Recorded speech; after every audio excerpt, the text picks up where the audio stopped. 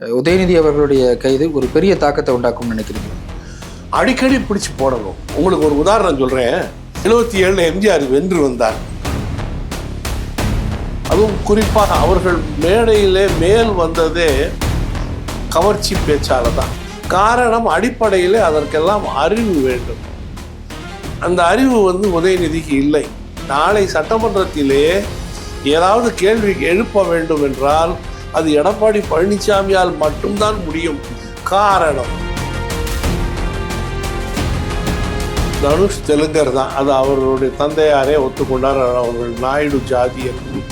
இந்த தமிழ்நாடை கடந்த ஆங்கிலேயர்களுக்கு முன்பும் ஆங்கிலேயருக்கு பின்பும் தெலுங்கர்கள் தான் பெருவாரியாக ஆண்டு நாசம் செய்து கொண்டிருக்கிறார்கள். அது உங்களுக்கு நன்றாக தெரியும். இவன் அடுத்து ஒருத்தன் வரட்டுமே, நாசம் செய்யட்டுமே. ஏற்கனவே எனக்கு தெரிந்து ஒரு 15-20 ஆண்டுகளாக ஒரு தெலுங்கு நடிகர் நல்ல உயரமாக முன்னாள் தமிழக முதல்வர் மு.க. ஸ்டாலினுக்கும் தற்போதைய கர்நாடக முதல்வர் டி.கே. சிவகுமாருக்கும் ஒரு தனிப்பட்ட உறவு இருக்கு. இதனாலதான் காவிரியிலிருந்து இந்த முறை நமக்கு தண்ணி வரல. இப்பொழுது வந்திருக்கும் கர்நாடக முதலமைச்சர் சிவகுமார் கன்னடர் அல்ல, தெலுங்கர். இதே ஸ்டாலின் இன்னும் தொடர்ந்து இருப்பாரே ஆனால் இந்நேரம் இல்ல அப்படி ஒரு புரிதலுக்காக கேட்குறேன். அதிக மழை பெய்யுது, அங்கே தேக்கி வைக்க முடியாததுனால தமிழ்நாட்டுக்கு திறந்து வர்றாங்கன்னா அந்த தண்ணீர் தமிழ்நாட்டுக்கு பயன்படாதா அல்லது தமிழ்நாட்டில் வீணாக தான் போகுமா? தமிழ்நாட்டுக்கு நிச்சயம் பயன்படும். ஏன்னா நீங்கள் கண்ணால் பார்த்தீங்க, திருச்சியில் நேற்று ஆடி 18ஆம் பேருக்கு அன்னைக்கு வெறும் மணல். தண்ணீர் சேலம் தாண்டி வரல. ஏன் வரலன்னா ஓட்டதுக்கு அப்புறம் சத்தமே காணும். இல்லை, இப்பயும் சொல்கிறாங்களே பழைய திமுகவின் மேல் நீங்கள் பார்ப்பீங்க அப்படின்னு சொல்கிறாங்க. அப்படின்னா நீங்கள் பாண்டிய பேரரசை பார்ப்பீர்கள், சோழ பேரரசை பார்ப்பீர்கள், சேர பேரரசையும் நீங்கள் பார்ப்பீர்கள். நம்ம பண்ணை இயற்கை அங்காடி 100% இயற்கை வேளாண் தயாரிப்பு. டிஎன் மீடியா பார்வையாளர்களுக்கு அன்பு வணக்கம். இன்றைய நேர்காணலில் சிறப்பு விருந்தினராக தமிழர் ஆட்சி கட்சியினுடைய தலைவர் திரு வெற்றிவேல் சந்திரமோகன் அவர்களோடு உரையாட இருக்கிறோம். ஐயா வணக்கம். வணக்கம் ஐயா. காவேரி பிரச்சனை இந்திய அளவில் ஒரு பெரிய பேசு பொருளாக மாறி இருக்கு. தமிழ்நாட்டிற்கு உரிய தண்ணீர் வரல, மழை பெய்ததால் இப்போது வந்திருக்கு. ஆகஸ்ட் 3ஆம் தேதி நேற்றைக்கு தஞ்சாவூரில் திராவிட முன்னேற்ற கழகம் நடத்திய ஆர்ப்பாட்டத்தில் உதயநிதி அவர்கள் பேசுகிற பொழுது ஆபாசமாக பேசிட்டாரு, திருசாகரிச்சு அவதூறாக பேசிட்டாரு அப்படின்னு இன்றைக்கு காலையில் அவர் கைது செய்யப்பட்டிருக்கிறாரு. காவேரி பற்றி போய் பேச போன இடத்துல உதயநிதி ஏன் இதெல்லாம் பேசணும் அப்படியும் சிலர் சொல்கிறாங்க. இன்னொரு பக்கம் திமுகவினர் தொடர்ந்து ஆபாச பேச்சுக்கள் பேசுகிறாங்க. பூனைக்கு யார் மணி கட்டுவாங்கங்கிறது போல தாவேக அரசு திமுகவினுடைய அவதூறு பேச்சுக்களுக்காக உதயநிதி இன்றைக்கு கைது செஞ்சிருக்கிறாங்க. உதயநிதி பேசுனது தப்பு அப்படிங்கிறாங்க. நீங்க எப்படி பார்க்குறீங்க? அதாவது திராவிட முன்னேற்ற கழகம் கடந்த தேர்தலில் சரியான ஒரு தோல்வியை சந்தித்திருக்கிறது. அந்த கட்சியின் தலைவரே தோற்று போக வேண்டும் என்றால் அது மிகப்பெரிய தோல்வி. அவர்கள் இத்தகைய சில்லறை விளையாட்டுக்களை எதையாவது செய்து கொண்டே இருப்பார்கள். அப்படி செய்தால்தான் மக்களின் மனசிலே, அதுவும் குறிப்பாக அவர்கள் மேடையிலே மேல் வந்ததே கவர்ச்சி பேச்சால தான். நான் ஒன்றும் முற்றும் துறந்த முனிவனும் அல்ல, அவள் ஒன்றும் படிதாண்டா பத்தினியும் அல்ல என்று சொன்ன தலைவனும் இருந்தார். உங்களுக்கு தெரியும். பேரறிஞர் அண்ணாவை சொல்றீங்களா? பேரறிஞர், அது அறிஞருக்கு அறிஞர் பேரறிஞர் அண்ணா அவர்கள். அதுபோல் அடுத்த கட்ட தலைவரான உதயநிதி ஸ்டாலின் ஏதோ 2 அர்த்தம் வரும் வகையிலே ஒரு பேச்சை பேசியிருக்கிறார். இதை அமைதியாக விட்டுவிட்டால் நல்லது என்று நான் கருதுகிறேன். காரணம், செத்துப்போன ஒரு கட்சியை மீண்டும் உயிர் கொடுப்பதாக ஆகிவிடும். இல்லை, கருணாநிதியை ஜெயலலிதா அவர்கள் கைது செய்தது போல உதயநிதியை விஜய் அவர்கள் கைது செஞ்சிருக்கிறார் அப்படின்னு புரிஞ்சுக்கலாமா? நம்ம கருணாநிதியுடைய நிலையிலே நீங்கள் பார்த்தீர்களே ஆனால் உதயநிதி கால் தூசு. கருணாநிதி மிகப்பெரிய ஆளுமை, மிகப்பெரிய ஒரு அறிவுத்திறன் கொண்டவர், மறுக்கவே முடியாது. நமக்கு வேண்டுமானால் அவரை எதிர்த்து வரும் விமர்சனங்கள் நிறைய இருக்கலாம், மறுக்கவே முடியாதது அந்த மாமனிதருடைய ஆளும் திறன். அதை நீங்கள் கணக்கிட்டு பார்த்தீங்கன்னா அவர் மகனுக்கு கொஞ்சம் கூட கிடையாது. அதாவது திரு மு.க. ஸ்டாலினுக்கு கிடையாது, உதயநிதிக்கு கிடையவே கிடையாது. ஆகவே இவர்களை முன்னிலைப்படுத்தி மீண்டும் ஒரு உயிர் கொடுப்பதற்காக இவர்கள் இந்த மாதிரி சில்லறை பிரச்சனைகளை உருவாக்குவார்கள். ஆனால் இந்த தாவேக அரசாங்கமானது இவற்றை புறந்தள்ளிவிட்டு, சொல்ல வேண்டுமானால் இன்றைக்கு கையில் இருக்கும் பிரச்சனை காவிரி நீர் பிரச்சனை, அதை தீர்க்கும் வழி அதில் ஈடுபட வேண்டும். காவேரி சிக்கல் முதன்மையான சிக்கல். ஆனால் கடந்த காலங்களிலையும் உதயநிதி இதே மாதிரி பேசியிருக்கிறாரு. ஜெயலலிதாவால முடியாததை, எடப்பாடி பழனிசாமியால முடியாததை இன்றைக்கு முதல்வர் விஜய் அவர்கள் சாதிச்சு காட்டியிருக்கிறாரு, உதயநிதியை கைது செஞ்சு. ஏன்னா சசிகலா அவர்களையும் எடப்பாடி அவர்களையும் மிக கொச்சையா உதயநிதி பேசியிருக்காரு. இன்னைக்கு எங்க முதல்வர் சாதிச்சுட்டாரு. இப்படி தாவேகாவினர் பேசுறாங்களே. திரு ஜோசப் விஜய், அன்றைக்கு நாம் நடிகர் விஜய் என்று சொன்னோம், அவர் தானாக ஒருபோதும் தன் கருத்துக்களை வெளியிட்டது இல்லை. நீங்கள் எழுதி கொடுத்தால் அவர் அதை பேசுவார் திரையிலே. பஞ்ச் டயலாகிலே வளர்ந்த ஒரு சாதாரண நடிகர். அப்படி இருக்கும்போது திடீரென்று மேடையை கையிலே கொடுத்து பேசு என்றால் அவர் என்ன பேசுவார்? அவர் என்ன திரு மு. கருணாநிதியா, இல்லை அறிஞர் அண்ணாவா? இரண்டுமே கிடையாது. இல்லை, இன்னொரு பக்கம் முதல்வர் அவர்களுடைய மனைவி சங்கீதா அவர்கள் குறித்து தாவேகாவினரே இணையதளங்கள்ல ரொம்ப கொச்சையா எழுதுறாங்க. அவங்க மீது நடவடிக்கை எடுப்பாரா அப்படியும் இவங்க திமுகவினர் கேட்கிறாங்களே. அது குடும்பத்துக்குள்ளே நடந்த சண்டை. கணவன் மனைவிக்குள்ளே 1000 இருக்கும். அதுவும் அந்த குடும்பத்திலே 1000 இருக்கும் போல் தெரிகிறது. காரணம், மூன்றாவது ஒரு பெண்மணி உள்ளே விட்டதனால் இருக்கலாம். அப்படி வரும்போது கோபத்திலும் ஆத்திரத்திலும் அந்த பெண்மணி ஏதாவது சொல்லியிருக்கலாம். அது நம் அரசாங்கத்தை பாதிக்கிறதா என்றுதான் பார்க்க வேண்டும். இல்லை, அதை விட்டு விடுவோம். ஓகே. நாம் தமிழர் கட்சியினுடைய சீமான் அவர்கள் சமீபத்தில் பல்லாவர ஒரு கூட்டத்தில் பேசும் பொழுது, அரசியலுக்கு வர்றதுக்கு முன்னாடி வெறும் விஜயா இருந்தாரு, முதல் படம் வெறும் விஜயா நடிச்சாரு, முதல்வரான பிறகு ஜோசப் விஜய்னு வருது, எதுக்காக இந்த பெயர் இப்ப வருது, மத அரசியல் செய்வதற்கு விஜய் அவர்கள் முயற்சி செய்கிறார் அப்படிங்கிற குற்றச்சாட்டு சீமான் வைக்க போறாரோ? இல்லை, இவர்களால் மத அரசியல் செய்ய முடியாது. அதற்கான துணிச்சல் இவர்களிடம் இல்லை, யாரிடமும் இல்லை. மத அரசியல் என்பது மக்களை தூண்டிவிட்டு வெறிப்படுத்தி அதிலே குளிர் காய்வது. நிச்சயமாக விஜய்க்கு அந்த எண்ணமோ துணிவோ இருப்பது போல் தெரியவில்லை. இரண்டாவது, இஸ்லாமியர்களை நீங்கள் தூண்டிவிட்டால் நிச்சயமாக பிரச்சனை பெரிதாக வரும். அவர்களை நீங்கள் அடக்க முடியாது. கிறிஸ்துவர்கள் அப்படி அல்ல. கிறிஸ்துவர்களை நீங்கள் தூண்டிவிட்டால் அவர்கள் பேசுவார்கள், வீதியிலே இறங்கி போராட மாட்டார்கள். ஆகவே அந்த வாக்குகளை குறிவைத்து இவர் செய்வார் என்று எனக்கு தோணவில்லை. நாளைக்கு ஆகஸ்ட் 5ஆம் தேதி தமிழக சட்டசபை கூட இருக்கு. வேளாண் பட்ஜெட் அமைச்சர் தாக்கல் செய்ய இருக்கிறாங்க. நாளைக்கு சட்டசபைக்குள்ள எதிர்க்கட்சி தலைவர் உதயநிதி வரக்கூடாது, அதனாலதான் ஒரு நாளைக்கு முன்னாடியே முதல்வர் விஜய் உதயநிதி கைது செஞ்சுட்டாரு அப்படியும் சொல்றாங்க. அந்த கோணத்துல துளி கூட நியாயம் இல்லைன்னு எடுத்துக்கலாமா? உண்மையிலே அதில் நியாயம் இல்லை. ஏன்னு கேட்டா, தேர்தலுக்கு முன்பு விவசாயம் நடந்து கொண்டிருந்த இடத்தில் அன்றைக்கு முதலமைச்சராக இருந்த திரு எடப்பாடி பழனிசாமி அவர்கள் சுயமாக காரை நிறுத்திவிட்டு இறங்கி போய் வேட்டியை மடித்து கட்டி சேற்றிலே கால் வைத்து அங்கிருந்தவர்களோடு நடவு செய்தார். நமக்கு அனைவருக்கும் தெரியும். உடனே அதை போலவே செய்ய வேண்டும் என்பதற்காக இன்றைய உதயநிதியின் தந்தையான ஸ்டாலின் அவர்கள் காரில் போகும்போது இறங்கி முட்டி வரை ஷூ அணிந்து அந்த நடந்து போகும் வயலுக்குள்ளே, ஞாபகத்தில் வைத்துக் கொள்ளுங்கள், சேற்றிலே சாலை அமைத்து அந்த சாலையிலே நடந்து சென்று அவரும் நடுவது போல் குனிந்து நிமிர்ந்தார். அப்படி அரையும் குறையுமான அந்த நடிகருக்குள்ள நடிப்பு கூட உதயநிதிக்கு இல்லை. காரணம், அடிப்படையில் அதற்கெல்லாம் அறிவு வேண்டும். அந்த அறிவு உதயநிதிக்கு இல்லை. நாளை சட்டமன்றத்திலே ஏதாவது கேள்வி எழுப்ப வேண்டும் என்றால் அது எடப்பாடி பழனிசாமியால் மட்டும்தான் முடியும். காரணம், விவசாயத்தை பற்றி அல்லது அதற்கான நீர் ஆதாரத்தை பற்றி அல்லது அதற்கான சேமிப்புகளை பற்றி அனைத்தையும் விரல் நுனியில் வைத்து கொண்டிருக்கும் ஒரு ஆட்சியாளராக திகழ்ந்தவர் அவர். அப்படி இருக்கும்போது ஒரு கொசுரை கைது செய்வதனால் நாளைக்கு அதை நீங்கள் பெரிதாக தடுத்து விட முடியும். அவர் தானே எதிர்கட்சி தலைவரா இருக்கிறார்.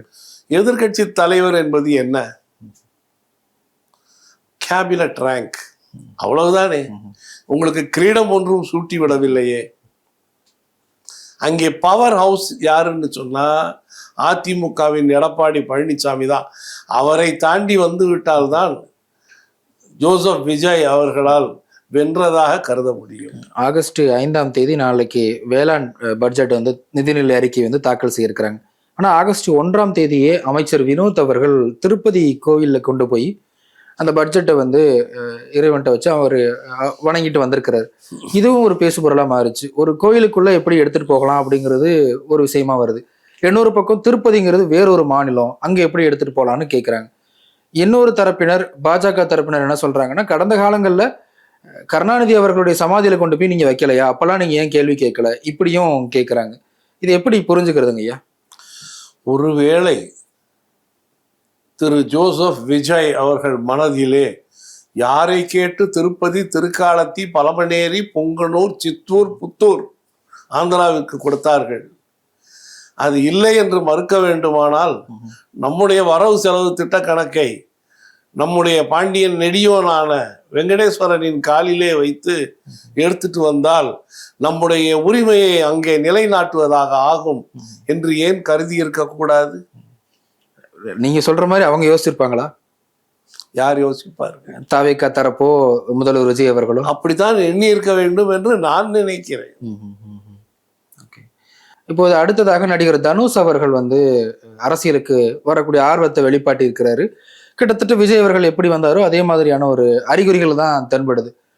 அவருடைய இந்த ரசிகர் மன்ற கொடி ஒரு சர்ச்சையா பேசப்படுது. குறிப்பா தெலுங்குல இருக்கக்கூடிய ஒரு சாதி இயக்கத்தினுடைய, ஒரு சாதி சங்கத்தினுடைய கொடியை போல நடிகர் தனுஷ் அவர்கள் தன்னுடைய கொடியை பயன்படுத்தி இருக்கிறார் அப்படியும் விமர்சிக்கிறாங்க. இன்னொரு பக்கம் தனுஷ் அரசியலுக்கு வர்றது ஜனநாயகம் தானே, ஒரு ஜனநாயக செயல்பாட்டுல அதை ஏன் தடுக்கிறீங்க அப்படியும் கேட்குறாங்க. அது அப்படிதான் எடுத்துக்கணுங்களா? தனுஷ் தெலுங்கர் தான், அது அவர்களுடைய தந்தையாரே ஒத்துக்கொண்டார். அவர்கள் நாயுடு ஜாதி என்று அவர் வீட்டு வாசலிலேயே அதை போட்டிருக்கிறார்கள். அதையும் தொலைக்காட்சியிலே பார்த்தோம். ஆகவே இருந்து விட்டு போகட்டும்.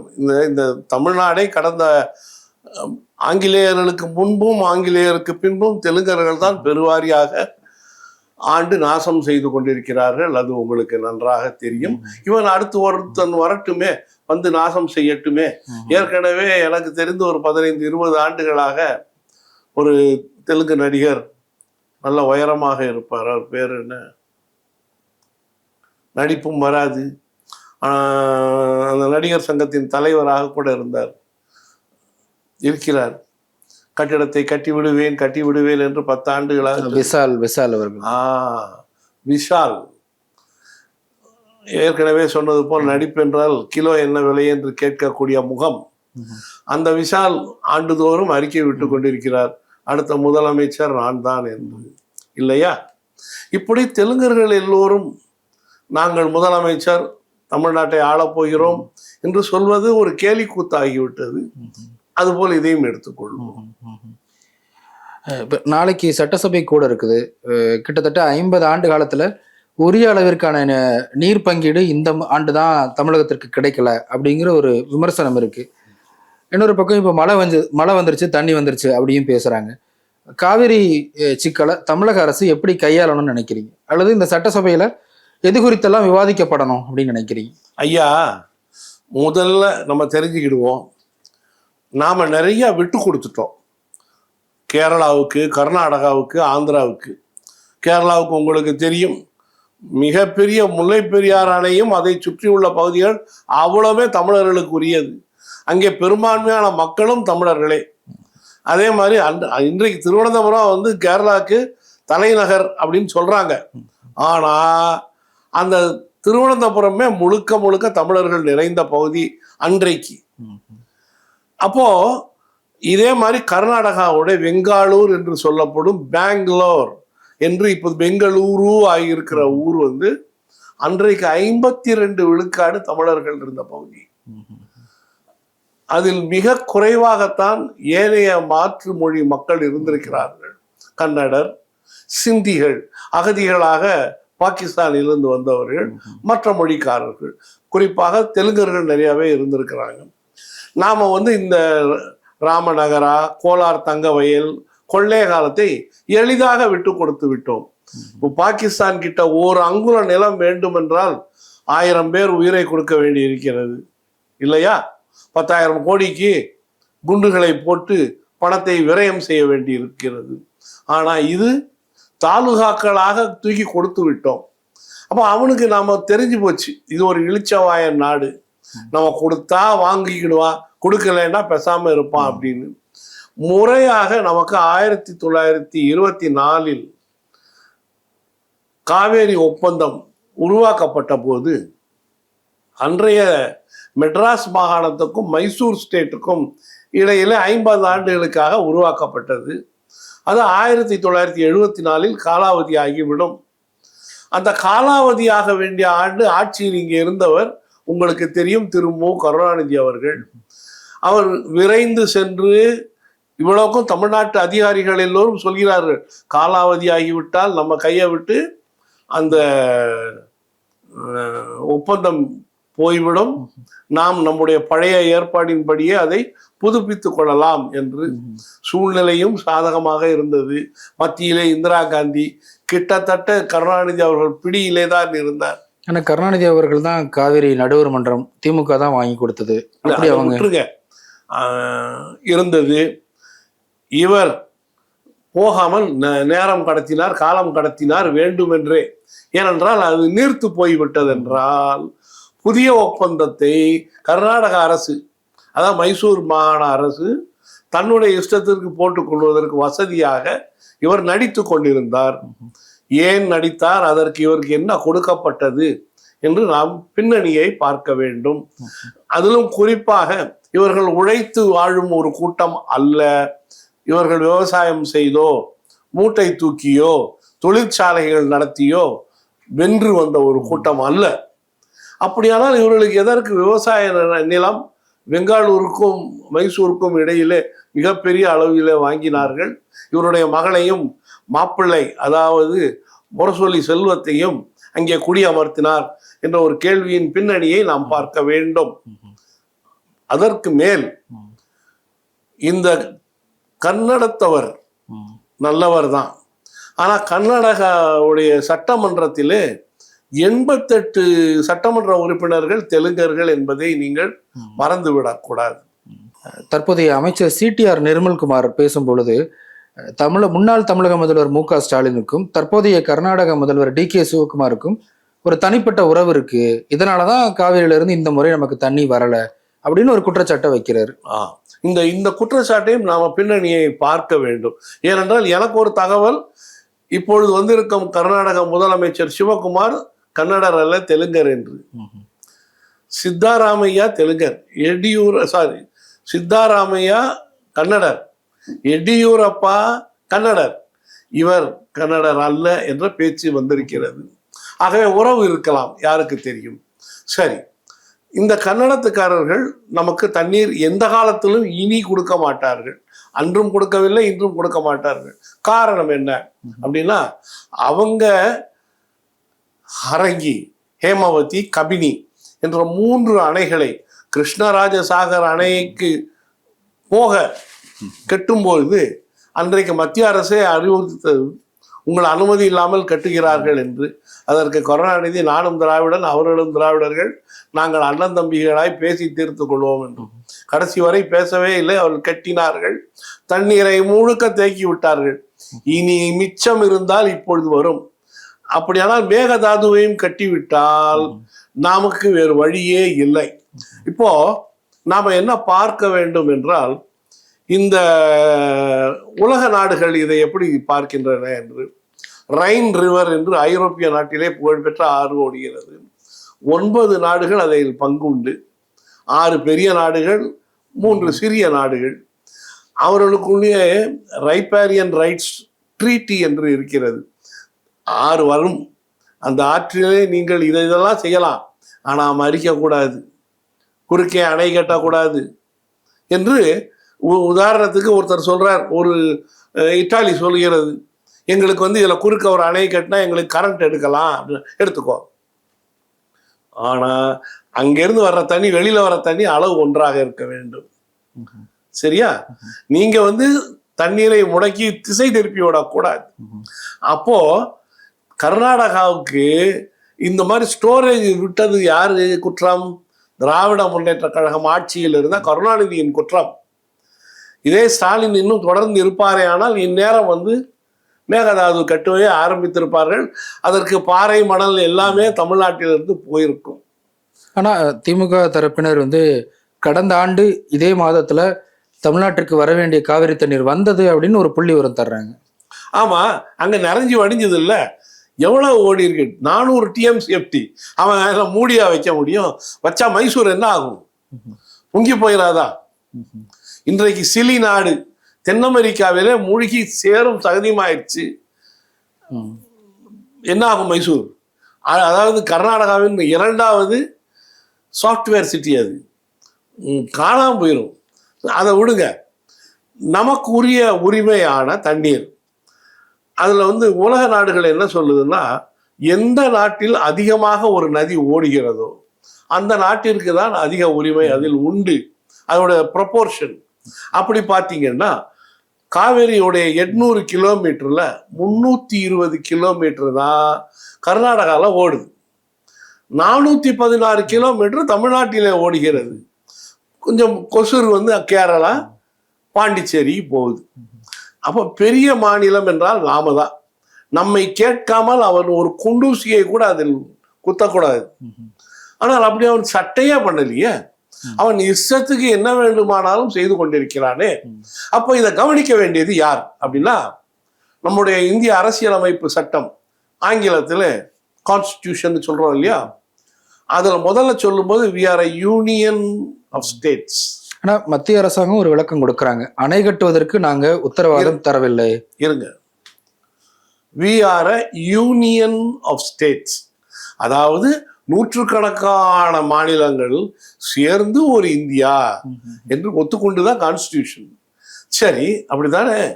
அப்போ அதுக்கு தலைமை பொறுப்பு ஏற்றுக்கொண்டிருக்கும் இன்றைய அரசு அல்லது அன்றைய காங்கிரஸ் அரசு யாராக இருந்தாலும் சரி, தடுக்கணும்.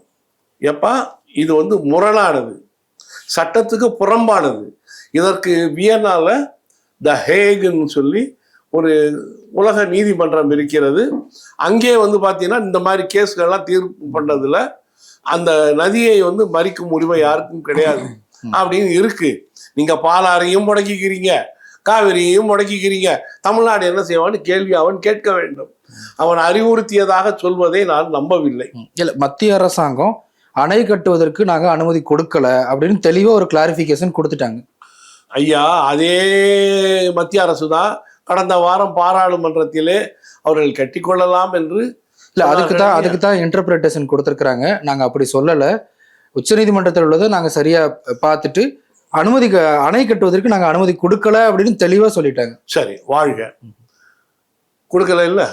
அப்ப இந்த 3 நதிகள் இருக்கிறது இல்லையா, இதற்கு ஒரு ஓமை சொல்கிறேன்.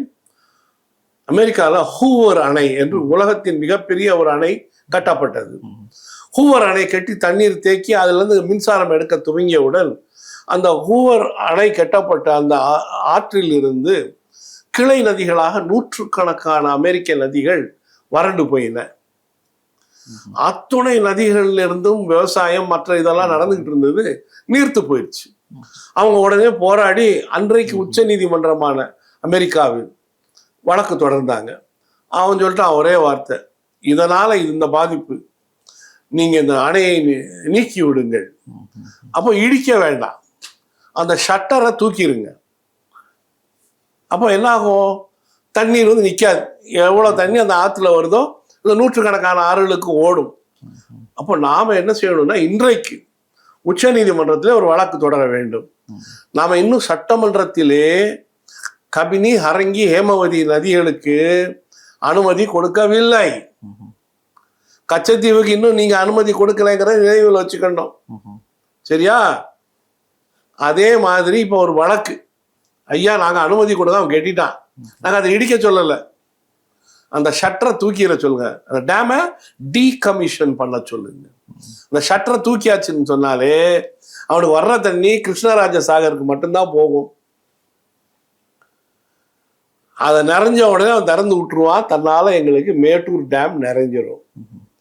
மிகப்பெரிய அளவிலே வருகிறது என்றால் அவன் உச்ச நீதிமன்றத்தை அவன் நாடட்டும், நாங்கள் கொஞ்சம் தண்ணி ஸ்டோர் பண்ணிக்கிறோம் அப்படின்னு கபினி அரங்கி ஹேமவதியின் ஷட்டர்களை கீழே இறக்கி கொள்ளட்டும் அப்படின்னு நாம ஒரு வழக்கு போடுவோம்.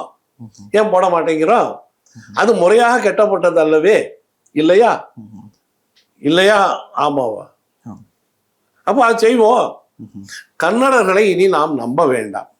அவன் முழுக்க முழுக்க தன்னுடைய ஒரு போகம் விளைந்த கர்நாடகத்தில் இன்று 3 போகம், 3 போகம் விளைந்த தமிழ்நாட்டிலே இன்று 1 போகம். அப்ப நம்ம அவ்வளவு பைத்தியக்காரத்தனமா விட்டுக்கிட்டு இருந்திருக்கோம், இல்லையா?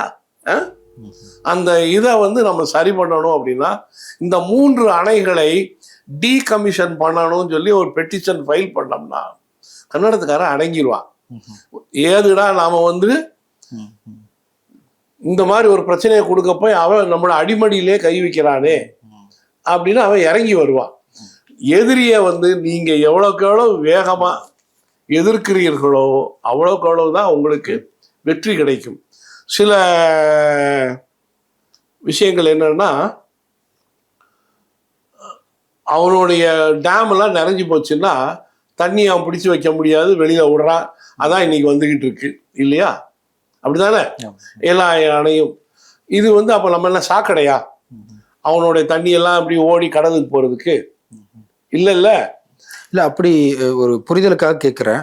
அதிக மழை பெய்யுது, அங்க தேக்கி வைக்க முடியாததுனால தமிழ்நாட்டுக்கு திறந்து வர்றாங்கன்னா அந்த தண்ணீர் தமிழ்நாட்டுக்கு பயன்படாதா அல்லது தமிழ்நாட்டுல வீணாதான் போகுமா? தமிழ்நாட்டுக்கு நிச்சயம் பயன்படும். ஏன்னா நீங்க கண்ணால பாத்தீங்க, திருச்சியில நேற்று ஆடி 18ஆம் பேருக்கு அன்னைக்கு வெறும் மணல் தண்ணீர் சேலம் தாண்டி வரல. ஏன் வரலன்னா மண்ணு பூரா காஞ்சி போய் கிடக்கு. அவன் திறந்து விட்ட தண்ணியெல்லாம் மண்ணுக்குள்ள போய்கிட்டு இருக்கு, இல்லையா? அப்ப பயன்படாதுன்னு எப்படி சொல்ல முடியும்? அவ்வளவுமே பயன்படும். இதுல இருந்து நூற்றுக்கணக்கான கிளை நதிகள் இருக்கு. நான் அண்மையில போயிட்டு வந்த குடமுருட்டி ஆறு காஞ்சி போய் கிடக்கு. எவ்வளவு அகலம், இப்ப எவ்வளவு தண்ணீர் ஓடி இருக்க வேண்டும். அப்போ அது எப்படி இவங்க முடக்கியிருக்காங்க?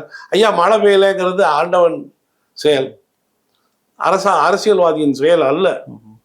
ஆனா அவன் கொடுக்கறத பங்கிடுறத முறை இருக்குல்ல, அது என்ன? அந்த முறையை விட்டுட்டு நீங்க எங்களுக்கு போகத்தான் மிச்சம், இல்லையா?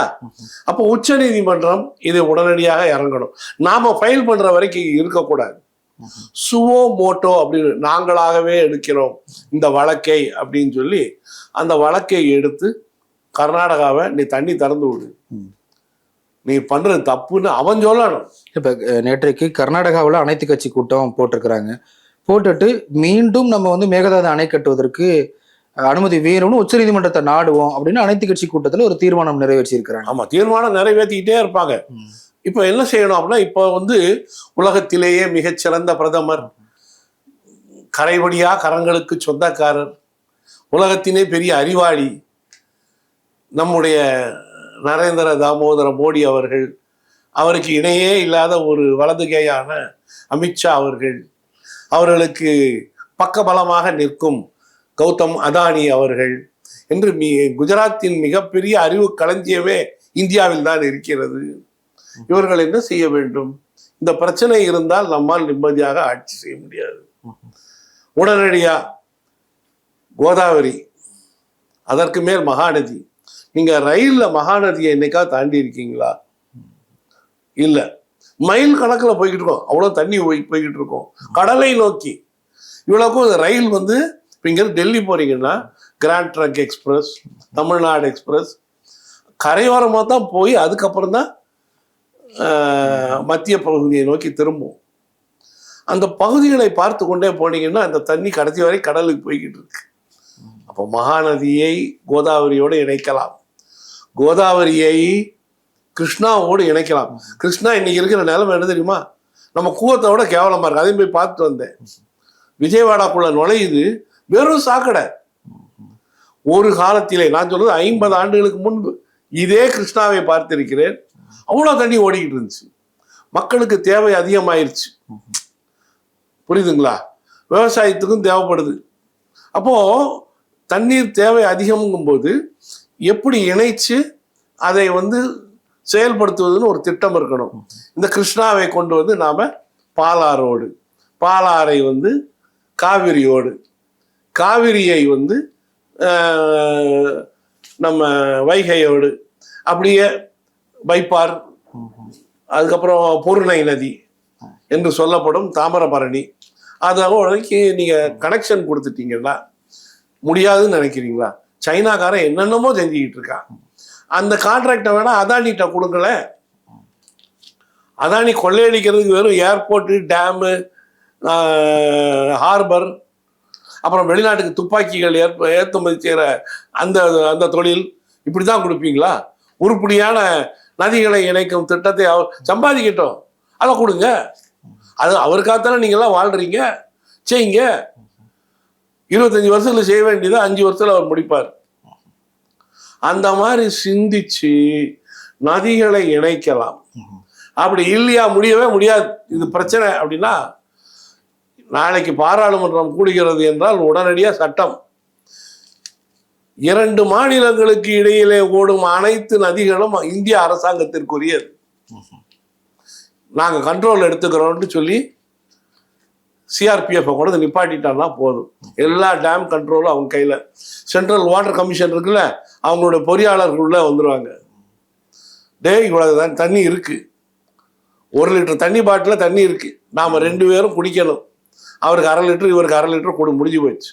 3 பேர் இருக்காங்க, அப்போ அதுக்கு தகுந்தபடி நீ பங்கிட்டுக்கோ அப்படின்னு அவன் தீர்ப்பு சொல்லுவான். நீங்க சண்டையே போட முடியாது. செய்யலாம்ல, ஏன் செய்ய மாட்டேங்கிறீங்க? இது அடிப்படை அறிவு கூடவா இல்லாத மத்திய அரசாங்கம் இருக்கிறது. ஆனா கர்நாடகாவில் உள்ள காங்கிரஸும் பாஜகவும் ஒரே கருத்தை பிரதிபலிக்கிறாங்க. அது பண்ணிட்டு போட்டோம், ஏன்னா 2 பேரும் ஆட்சிக்கு வரணும். ஏங்க ஒரு காலகட்டத்துக்கு வந்துட்டோங்க, கேரளாவை தவிர கொள்ளையடிக்கணும்.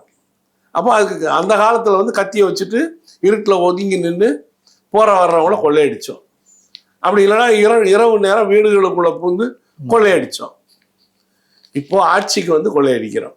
இவ்வளவுதான் வித்தியாசம் இல்லையா? அப்போ அந்த கொள்ளையடிக்கிற மனப்பான்மை உள்ளவங்களுக்கு மக்களுடைய பிரச்சனைகள் கண்ணுக்கு தெரியாது. எப்படியாவது ஆட்சிக்கு வரணும். டெல்லியில இருக்கிற பாஜகவுக்கு இங்க பாஜக ஆட்சி வேணும், டெல்லியில இருக்கிற காங்கிரஸ்காரனுக்கு இங்க காங்கிரஸ்கார ஆட்சி வேண்டும்.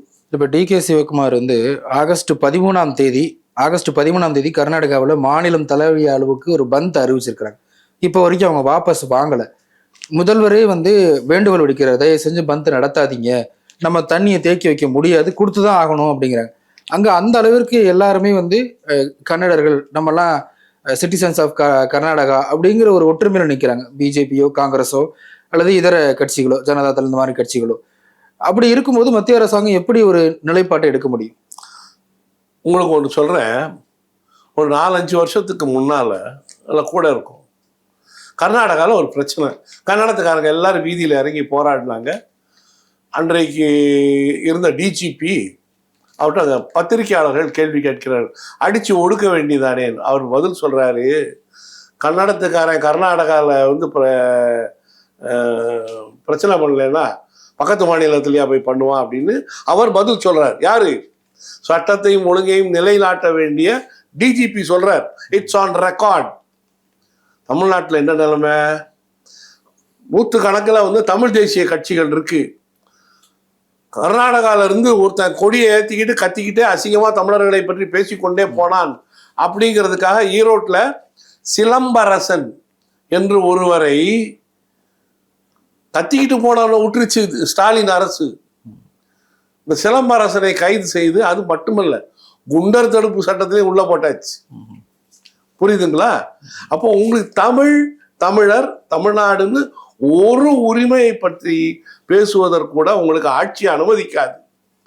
ஆட்சி அனுமதிக்காதுங்கும் போது காவல்துறை என்ன செய்யும்? ஒடுக்கி விடும். இந்த ஒடுக்கல் இல்லை. இப்போ இங்க இருக்கிற டிஜிபி சொல்றார், தமிழ்நாட்டுக்காரன் தண்ணி இல்லைன்னா என்னடா செய்வான், அவன் போராடத்தான் செய்வான்னா நாளைக்கு ஹோசூர் எல்லையில போய் 10 லட்சம் பேர் குமிஞ்சிருவோம். புரியுதுங்களா? நாம யாருக்கும் சளைச்சவர்கள் இல்லை, பயந்தவர்கள் அல்ல. பயந்திருந்தா நம்ம கடாரம் நின்று இருக்க முடியாது. புரியுதுங்களா? நம்முடைய மொழி இத்தனை நாடுகள் பாவி இருக்காது. நீங்க சாத்தூர் சேகரன் ஐயாவுடைய தமிழ் மொழியின் ஊடும் பாவம்ங்கிற நூலை படிங்க. அது அவர் அப்பவே எழுதிட்டு போயிட்டார். பிரமிட்ல இருக்கிற எழுத்தெல்லாம் தமிழ் எழுத்துன்னு. இப்ப அது ப்ரூவ் ஆயிடுச்சு. இப்போ அந்த அளவுக்கு பரவக்கூடிய ஒரு தமிழ் சமுதாயம் இன்று சட்டத்திற்கு பயந்து உட்பட்டு அடங்கி கிடக்கிறது. அதுதான் உண்மை. நாளைக்கு நமக்கு வேணும் அப்படின்னா கம்பெனி அரங்கி ஏமாவதிய நாம திறந்து விட்டுறலாம். ஆனா சட்டம்னு ஒண்ணு போட்டுட்டீங்கல்ல, நாங்க சட்டத்தை மதித்து நடக்கிறோம். நாங்க காட்டுவாச்சி கூட்டம் அல்ல, கன்னடத்துக்கார மாதிரி 500 வருஷத்துக்கு முன்னால வந்த மொழியை வைத்துக்கொண்டு இந்த மாதிரி அராஜகம் பண்ணிக்கிட்டு இருக்கிறது. இல்லைன்னா ஒரு தெலுங்குக்காரன் தலைமையில, பட்டால் நாகராஜுங்கிற தெலுங்குக்காரன் தலைமையில ஒரு சிவகுமாருங்கிற அவனுடைய அடிமை தெலுங்குக்காரன் நாயுடு தலைமையில கன்னடத்துக்காரங்கள்லாம் வந்து அராஜகம் பண்ணுவீங்களா? இல்லை.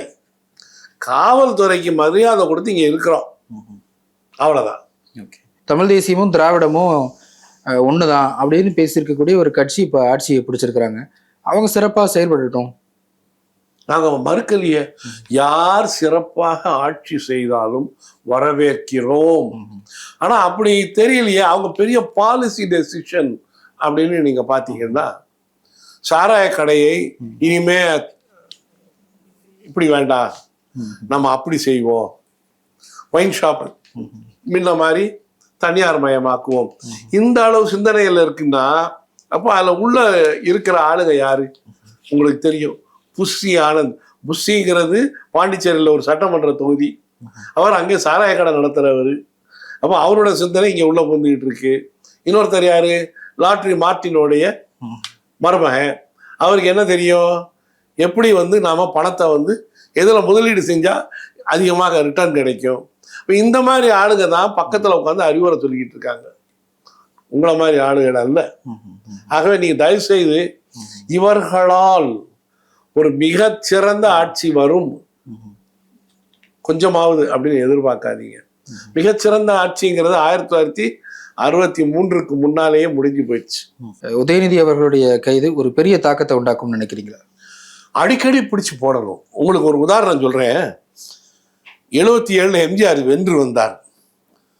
வென்று வந்த உடனே திரு கருணாநிதி அவர்கள் என்னதான் இருந்தாலும் நான் வசனம் எழுதி கொடுத்து பேசி இருந்த ஒரு நடிகர், இவர் என்னத்தை கிழிச்சிருவாருன்னு சொல்லி பெரிய கூட்டத்தை கூட்டிட்டார், ஆர்ப்பாட்டம் நடத்தினார். எம்ஜிஆர் தூக்கி உள்ள போட்டார். உடனே தமிழ்நாடு அதிர்ந்து விடும், தனி நாடாக பிரிந்து விடும் அப்படின்லாம் பேசுறாங்க. யாருங்க? திமுக காரங்க.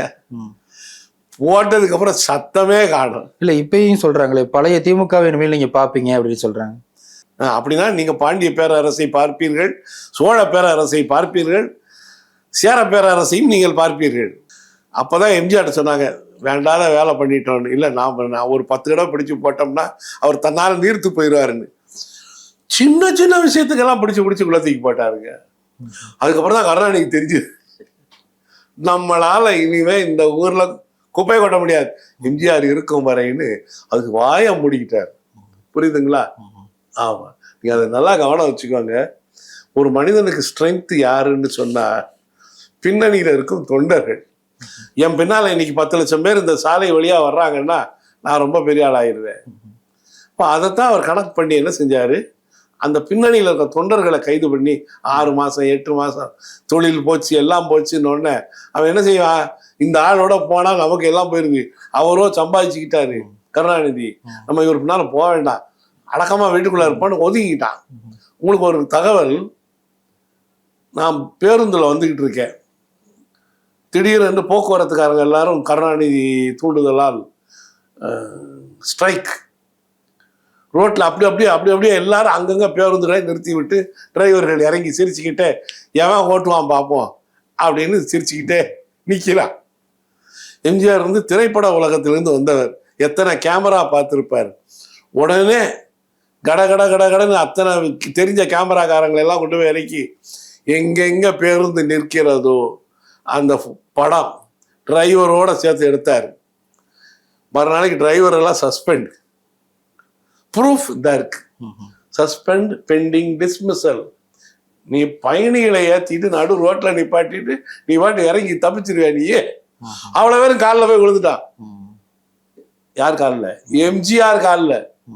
அது மாதிரி நீங்க வந்து இவரை உதயநிதியை ஒரு 20-25 தடவை அப்படி பிடிச்சி ஒரு 1 hour கொண்டு போய் வேலூர்ல, அப்புறம் அடுத்த தடவை பிடிச்சி ஒரு 1 hour கோயம்புத்தூர்ல, அவ்வளவுதான். இப்போ தொடர்ந்து இப்போ நீங்கள் சொன்ன மாதிரி செந்தில் பாலாஜியை கைது செய்யறதுக்கு பார்த்தாங்க, முன்ஜாமீன் வாங்கிட்டாரு. அனிதா ராதாகிருஷ்ணன் கைது செஞ்சாங்க, ஒரே நாளில் வெளியே வந்துட்டாரு. இப்போ திமுகவினர் அட்டாக் பண்ணி தாவேக்கா டார்கெட் பண்ணுறாங்களோ? ஆனால் செந்தில் பாலாஜி முழுக்க முழுக்க ஊழல், அது மறுக்கவே முடியாது. இவங்க ஆட்சிக்கு வர்றதுக்கு முன்னாலே திமுக ஆட்சியிலேயே அவர் வந்து உள்ளதான் இருந்தார். அனிதா ராதாகிருஷ்ணன் வந்து தவறாக பேசினார் இல்லையா? ஆமா ஆமா, அவதூறு வழக்கு. அது வந்து அரசியல்வாதியின் வாய் அப்படித்தான் பேசும். கருணாநிதியே பேசும்போது ஏன் அனிதா பேசினால் என்ன? ஆனால் தவறு ஒன்றும். 800 சட்டமன்ற உறுப்பினர், விளாத்திகுளம் சட்டமன்ற உறுப்பினர் மார்க்கண்டேயன் கைது செய்யப்பட்டு, அவரும் கைது செய்யப்பட்டிருக்கார், தவறுதலாக பேசியிருக்கார். அது வந்து அப்படிதான் அரசியல் பேசுவாங்க. நாம வந்து எத்தனையோ அரசியல்வாதிகள் திமுக காரங்க மேடையிலே மிக மிக கொச்சையாக பேசி கேட்டிருக்கிறோம். பெண் பேச்சாளர்கள், சாதாரண ஆண் அல்ல, பெண். அப்படிங்கும்போது இதெல்லாம் இக்னோர் அப்படின்னு செஞ்சா இவன் இந்த ஆளு ஜோசப் விஜய் நல்லவைகளை செய்வதற்கு சிந்திக்க நேரம் இருக்கும். அதை விட்டுட்டு அவனுக்கு செக் வைக்கிறேன் இவனுக்கு செக் வைக்கிறேன்னு இறங்குனா இவர் காணாம போயிடுவார். ஏன்னா ஏற்கனவே தெரிஞ்சுக்கோங்க, இவருக்கு பெரும்பான்மை இல்லை, இல்லாத ஒரு ஆட்சி, உதிரிகளை வச்சு நடக்கும் ஆட்சி. மக்களுடைய பெரும்பான்மை இவருக்கு வந்தாதான் இவரால் தக்க வச்சுக்கிட முடியும், சம்பாதிக்க முடியும். இப்பவே இவர் செலவு பண்ணாம வந்துட்டாரு. அடுத்த ஆட்சிக்கு வரணும்னு சொன்னா இவரையும் நீங்க எம்ஜிஆரையும் ஒப்பிட்டு பார்த்தீர்களேயானால், எம்ஜிஆர் நாடோடி மன்னன்கிற தன்னுடைய திரைப்பட உரிமையை கொண்டு போய் அடகு வைக்கிறார். பணம் கிடையாது. அவ்வளோ பெரிய எம்ஜிஆர் முகத்தை காட்டினாலே மக்கள் வாக்களிப்பார்கள். பணம் வேணும்ல, அந்த பணத்துக்கு எங்க போறது? அப்படி போராடி வந்தவர் அவர். இவர் எதை அடகு வச்சாரு? புரியுதுங்களா? ஆக நீங்க உன்னை தெரிந்து கொள்ளுங்கள், இவர் தவறான வழியிலே போய்கொண்டிருக்கிறார். அல்லது சரியான வழி என்றால் உதயநிதியை நாளைக்கு காலையில விட்டுறணும், அப்புறம் ஒரு வாரம் கழிச்சு மறுபடியும் ஒரு 25 தடவை, அப்புறம் மக்களுக்கு அழுத்தணும், இது என்னடா உதயநிதி, இவனுக்கு வேற வேலை வெட்டி இல்லை அப்படின்னு. நிகழ்ச்சியில் பங்கெடுத்தமைக்கு மிக்க நன்றிங்க. நன்றி ஐயா, வணக்கம்.